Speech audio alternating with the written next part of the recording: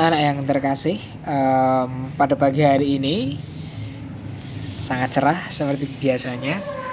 Silahkan pada hari ini pelajaran agama tidak ada penambahan materi baru. Tapi seperti yang kalian ketahui bahwa minggu depan kita akan mengadakan penilaian tengah semester, maka hari ini memang Bapak intensikan untuk mempelajari soal-soal dan mengulangi materi yang kemarin.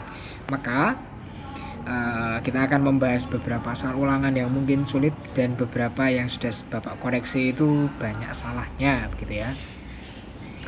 Oke. Itu yang pertama. Yang kedua, setelah melihat video ini, silahkan anak-anak mempelajari ulang materi yang sudah kita bersama pelajari. Ya memang agama masih hari Jumat sih, tetapi juga nanti Bapak akan memberikan kisi-kisi, begitu ya, semacam rangkuman yang mungkin bisa dipakai untuk belajar anak-anak semua di rumah. Oke, langsung saja pembahasan soal hari ini. Ini soal yang kemarin itu soal ulangan pendidikan agama KD 3.1. Apa temanya, masih ingat? Ya betul, janji ya, tentang janji bahwa Yesus adalah janji Allah untuk manusia. Dan kita semua secara umum belajar tentang janji, bagaimana memegang janji, mengapa kita berjanji gitu. Oke, berdasarkan ayat kitab suci yang ada di sana, pertanyaannya adalah apa janji Tuhan yang tersampaikan dalam ayat tersebut? Secara umum, Tuhan Allah memiliki janji kepada setiap manusia, kepada kamu, bahwa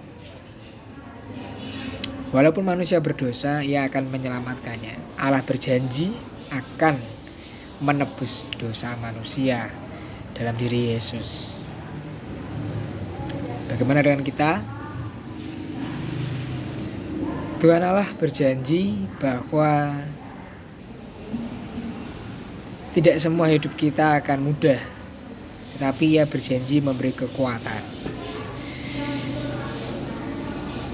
Itu janji Allah untuk kita semua.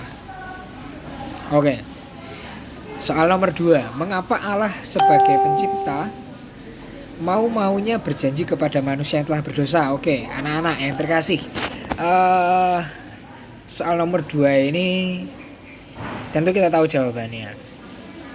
Apapun jawaban kalian, apapun kata-katanya, Bapak memahami intinya, yaitu adalah karena Allah mengasihi manusia, karena Allah percaya bahwa manusia mampu memperbaiki diri dan keluar dari dosa. Kita memang punya kecenderungan berdosa, tetapi kita juga punya kekuatan untuk memperbaiki diri dari dosa. Oke, nomor 2 selesai.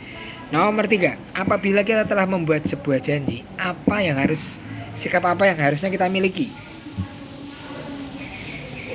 Komitmen, ya kan? Orang yang komit dan juga bertanggung jawab untuk menepati janjinya. Mengapa itu harus? Sebab Allah telah berjanji dan Ia menepatinya. Begitu pula kita harus belajar untuk menepati janji. Kita sadar bahwa kita dicintai Tuhan, bahwa Tuhan menepati janjinya, maka kita juga belajar untuk menepati janji-janji kita. Karena janji adalah hutang, maka jika kita berjanji, kita harus menepatinya. Karena dengan menepati janji, kita menunjukkan kualitas diri kita. Nah, konsistensi, kan? Masih ingat ya, konsistensi. Ada 3 alasan. Karena janji, karena kita belajar dari Allah, berjanji, menepati janji. Karena janji itu juga adalah tanggung jawab kita. Yang ketiga itu menunjukkan kualitas kita sebagai manusia. Keempat, sebutkan dimensi hidup manusia. Nah, ini banyak yang salah di sini ya. Karena mungkin tercampur dengan teori di PPKN. Tetapi ini dalam pelajaran agama, Bapak hanya memaksudkan satu sih sebenarnya. Bahwa dalam diri manusia, ini penting dicatat, tolong dicatat. Bahwa dalam diri manusia ada dimensi keilahian, ada dimensi ilahinya di sana. Ada dimensi spiritualnya di sana. Itu yang ingin Bapak sampaikan. Jadi, selain dimensi spiritual, ada dimensi apa lagi? Ada dimensi sosial, dengan masyarakat, dengan relasimu, dengan saudara-saudara kandung, dengan teman, dengan orang-orang yang mungkin bahkan tidak kalian ketahui, masyarakat. Ada dimensi kepribadian di dalam dirimu. Ya, kamu punya emosi, kamu memiliki sifat, karakter, watak, hobi, cita-cita, intelektual di sana. Dan juga kamu punya dimensi fisik, tubuhmu. Sesederhana itu. Jadi ada 4: spiritual, sosial, kepribadian, dan fisik. Atau dari luar, fisik, kepribadian, sosial, dan spiritual. Contohnya, tadi Bapak sudah menyebutkan, spiritual berarti hubungan iman seseorang dengan Tuhan yang diyakininya. Apapun imanmu, mau Katolik, Islam, Hindu, Buddha, punya dimensi spiritual. Terus dimensi sosial, misalnya kamu dengan saudaramu, dengan orang-orang di lingkungan kamu tinggal, RT, RW, teman-teman. Dimensi manusia, dimensi kepribadian, sifatmu, karaktermu, watakmu. Dimensi fisik ya tubuhmu. Oke, nah ini menentukan ketika kita membaca soal yang selanjutnya. Apakah bisa menentukan dimensi hidup manusia dari kisah ini? Beberapa ada yang bisa dan beberapa ada yang tidak. Tetapi tidak usah berkecil hati, tidak menyerah. Masih bisa belajar gitu kan. Misalnya dimensi fisik dari kisah Bergas ini ya. Jelas ada bencana alam. Bencana alam itu mempengaruhi hidup manusia, banyak yang mati. Dimensi fisik, hidup ini bisa, tubuh ini bisa mati. Itu dimensi fisik kan. Lalu misalnya mereka memakan buah-buah hutan, memancing ikan. Itu dimensi fisik. Lalu dimensi kepribadian. Dimensi sosial dulu. Dimensi sosial berarti Bergas punya anak buah. Itu kan sudah relasi sosial dengan anak buah, dengan adiknya. Lalu dimensi kepribadian, Bergas menangis, Bergas sedih, ya kan? Karena kehilangan krunya, kehilangan adiknya. Tapi Bergas merasa masih beruntung, masih ada puing-puing kapal dan akhirnya mereka masih bisa melanjutkan kehidupan. Dimensi spiritual, mereka memberikan penghormatan kepada adik Bergas dan seluruh kru yang meninggal. Itu kan dimensi spiritual, bahwa setelah kehidupan ini manusia pergi kemana. Kalian sadar gak? Setelah kehidupan ini kalian mau pergi kemana? Itu sudah masuk ke ranah iman. Karena kamu tidak tahu, tetapi kamu yakin. Nah, maka karena Bergas yakin setelah mati adiknya itu masih hidup di alam sana, maka ia memberi penghormatan. Gitu. Jadi memberi penghormatan itu sudah masuk dimensi spiritual. Ada ritus, ada ritual. Ritual itu apa ya? Cara, tata cara gitu ya. Untuk menghormati seseorang yang sudah meninggal. Nah, dimensi spiritual lagi ada juga, Bapak menyebutkan itu rasa pasrah pada kekuatan alam. Bencana alam itu tidak bisa kita atur.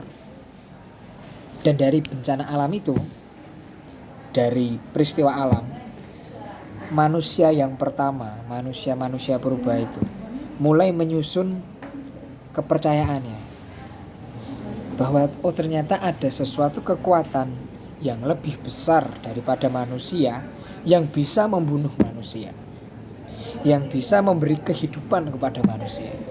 Gunung api meletus misalnya, meletus membunuh banyak orang, tetapi juga memberi kehidupan bagi banyak orang. Karena letusannya itu tanah-tanah subur, itu memberi kehidupan, tetapi juga mematikan. Ombak samudera bisa membunuh, bisa memberi kehidupan. Jadi ada suatu kekuatan yang lebih besar daripada manusia yang memberi kehidupan dan juga mematikan. Dari pertanyaan itu, dari hal itu, manusia mulai menyusun imannya. Manusia mulai bisa beriman. Oh, bahwa ternyata ada kekuatan yang jauh lebih besar daripada dirinya. Dan terhadap kekuatan itu, saya hanya bisa pasrah. Saya percaya bahwa ada rencana, bahwa ada kebaikan. Oke, mungkin terlalu rumit ya, mohon maaf Bapak menjelaskannya terlalu rumit, tapi semoga yang paham menangkapnya, dan yang belum paham jangan sungkan untuk bertanya. Apa sih maksudnya dimensi spiritual? Dimensi spiritual itu sesuatu yang tidak kamu lihat, tetapi kamu percaya padanya. Bagaimana kamu bisa, katakanlah, berhubungan dengan sesuatu yang tidak kamu lihat? Dari pengalamanmu harian, dari alam, dari orang-orang yang kamu temui. Itu ada di sini. Oke, yang tidak paham bisa tanya Bapak kok lewat forum ya. Tapi itu penjelasan dari Bapak bahwa dalam setiap diri manusia ada dimensi spiritual yang tidak terlihat, tapi kamu rasakan dan kamu yakini. Dan akhirnya diekspresikan melalui doa, sembahyang, sholat, ke pura, ke gereja. Sebenarnya kamu ngapain sih? Ke masjid, ke pura, ke gereja itu ngapain kamu? Itu dimensi spiritual. Kalau masuk ke bahan kurikulum dalam diri manusia, misalnya Yesus, itu ada dimensi ilahi dan dimensi manusiawi. Jadi dalam diri setiap manusia ada dimensi spiritualnya.